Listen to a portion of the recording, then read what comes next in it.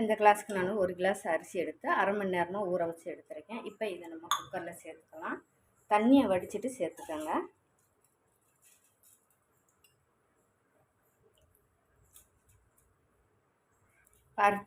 அரிசி எடுத்த கிளாஸுக்கு நான் 4 கிளாஸ் தண்ணி எடுத்துருக்கேன். ஏன்னா நமக்கு தயிர் சாதம் நல்லா குலைவாக வேணும் இல்லையா, அதுக்காக நான் தண்ணி 1 கிளாஸ் எக்ஸ்ட்ராவே எடுத்துருக்கேன். ஸ்டவ் ஆன் பண்ணி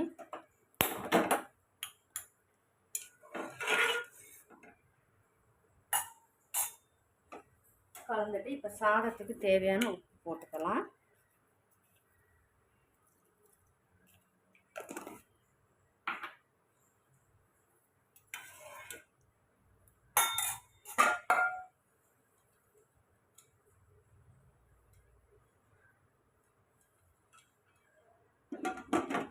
இப்போ கலந்து விட்டுட்டு 5-6 விசில் விட்டு நம்ம எடுத்துக்கிறலாம். நல்லா குலைவாக வேகணும் இல்லையா.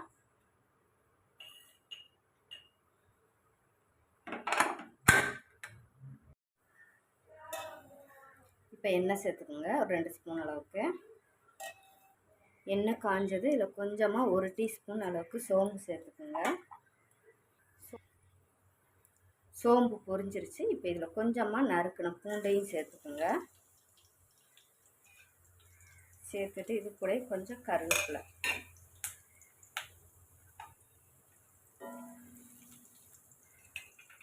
இப்போ இதில் நான் உருளைக்கிழங்கு கட் பண்ணி நல்லா கழுவி எடுத்துருக்கேன். இப்போ அதையும் நம்ம சேர்த்துக்கலாம்.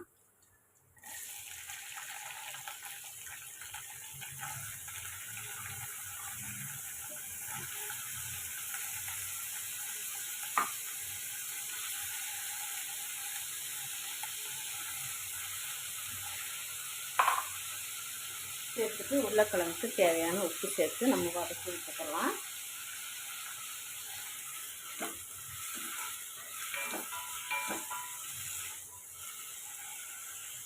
ஒரு 5 நிமிஷம் சிம்மில் போட்டு நம்ம வதக்கி விட்டு எடுத்துக்கிறோங்க. இப்போ நம்ம எடுத்துக்கிறலாம்.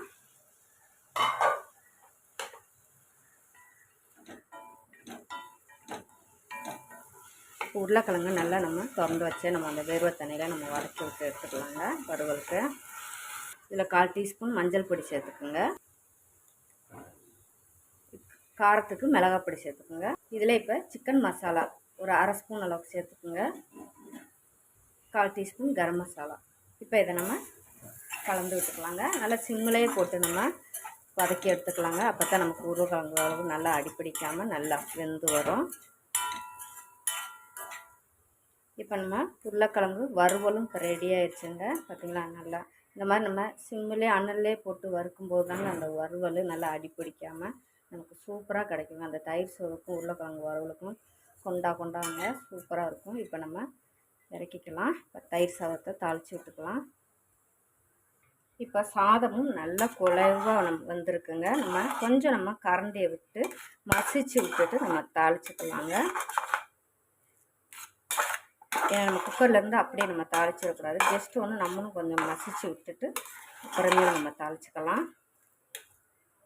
எப்படி தான் நம்ம குழஞ்சாலும் குக்கர் சாதம் அந்த தயிரும் பாலும் சேர்க்கும்போது நமக்கு விரைச்சிக்கிறோங்க. அதுக்காக ஜஸ்ட்டு நல்லா எவ்வளோ மசிக்க முடியுமோ நீங்கள் மசிச்சுட்டு அப்புறமேல் நீங்கள் தாளிச்சுக்கிட்டுங்க. தாளிச்சுட்டு நீங்கள் மசிக்கும்போது நமக்கு டேஸ்ட்டே நமக்கு மாறிடும். அதனால் சாதத்தை நல்லா நம்ம இந்த மாதிரி ஒரு உருளைக்கிழங்கு மசியல் இருந்தாலும் சரி, இல்லை கரண்டி குழிக்கரண்டி இருந்தாலும் சரி, நல்லா மசிச்சு விட்டுட்டு அப்புறமேல் நம்ம தாளிச்சுக்கலாம். நான் சொன்ன டிப்ஸை ஃபாலோ பண்ணுங்கள்.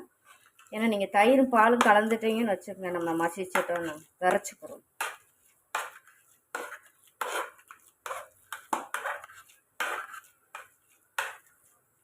உங்களுக்கு பார்க்கும்போது இப்படி குழஞ்ச மாதிரி தான் இருக்கும். ஆனால் பால் ஊற்றணும் விரைச்சிக்கிறோம். நம்ம இந்த பொங்கல் மாதிரி தான், சர்க்கரை பொங்கல் வெந்த மாதிரி தான் இருக்கும். கொஞ்சம் அரை வேக்காடை நம்ம சர்க்கரை போட்டோன்னு வச்சுக்கோங்க, அரிசி முழுசாக இருக்கும் பார்த்தீங்களா, அந்த மாதிரி ஆயிடும் நமக்கு.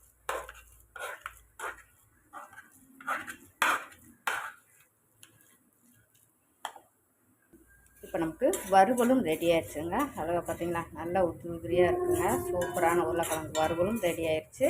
இப்போ நம்ம சாதத்தை தாளித்து விட்டுக்கலாம். இப்போ இதில் நான் காய்ச்சி பால் ஆற வச்சு எடுத்துருக்கேன். இப்போ அதையும் நம்ம சேர்த்து மசிச்சு விட்டுக்கலாம். இந்த மாதிரி பால் கொஞ்சம் எக்ஸ்ட்ரா சேர்த்து நீங்கள் செய்யும்போது மத்தியானம் லஞ்சு வரைக்கும் உங்களுக்கு நல்ல, அதாவது இந்த மாதிரி கட்டி ஆகாமல் நல்லா கொஞ்சம் நெகிழ்த்தியாக இருக்கும். நீங்கள் தயிர் கொஞ்சம் புளிப்பான தயிர் எடுத்து கொஞ்சம் பால் நல்லா ஊற்றி எவ்வளோக்கு எவ்வளோ பால் கொஞ்சம் நெகட்டிவாக கொண்டு போகும்போது நீங்கள் லஞ்சு பாக்ஸில் ஊற்றும்போது இந்த மாதிரி நீங்கள் இருந்துச்சுன்னு வச்சுக்கோங்க. அப்போ உங்களுக்கு மத்தியானத்து வரைக்கும் நீங்கள் வைக்கும்போதே இப்படி கட்டியாக வச்சிங்களாக்கும் சாதம் ரொம்ப திக்காயிருங்க நமக்கு மத்தியானம் சாப்பிடும்போது. அதனால நீங்கள் லஞ்ச் பாக்ஸில் கட்டும்போதே இந்த மாதிரி இருக்கணும். போடும்போதே உங்களுக்கு இப்படி கொல கொலன்னு அப்படி வடியணும். கரெக்டான பக்குவமாக இருக்கும் நீங்கள் எடுத்து சாப்பிடும்போது. உப்பு பார்த்துக்கலாம். உப்பு காணாதுங்க, கொஞ்சம் உப்பு சேர்த்துக்கலாம்.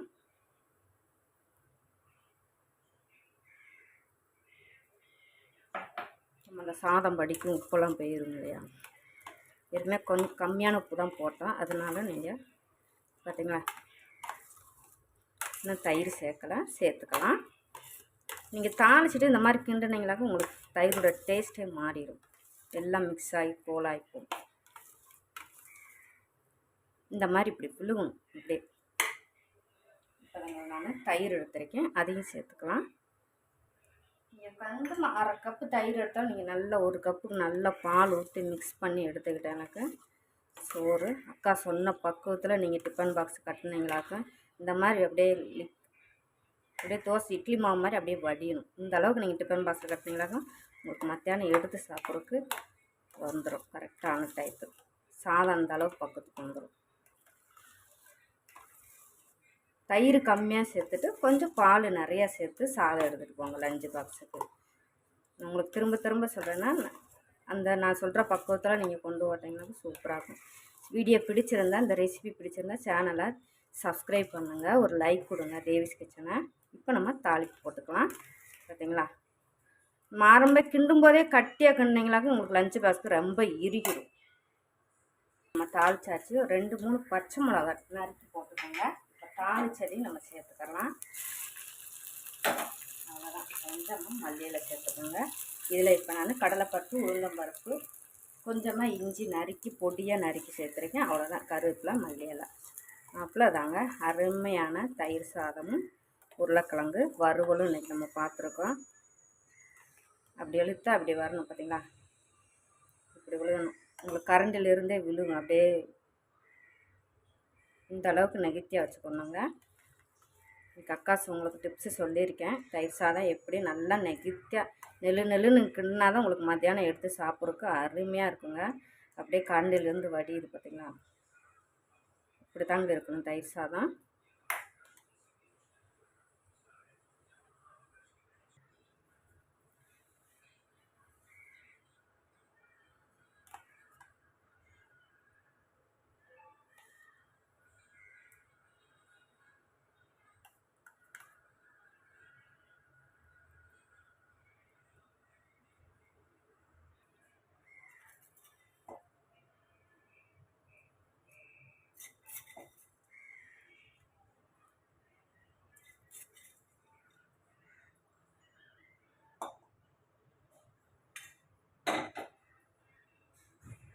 இன்றைக்கி நம்ம ரொம்பவே ஒரு சிம்பிளான குக்கரில் எப்படி தயிர் சாதம் லஞ்ச் பாக்ஸுக்கு எடுத்துகிட்டு போகலாம் நல்லா அவங்களுக்கு டிப்ஸோடு நான் சொல்லியிருக்கேங்க.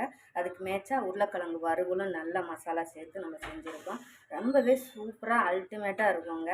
ட்ரை பண்ணி பாருங்கள். இந்த வீடியோ பிடிச்சிருந்தா தேவிஸ் கிச்சனை சப்ஸ்கிரைப் பண்ணுங்கள், சப்போர்ட்டு பண்ணுங்கள். தேங்க்யூ.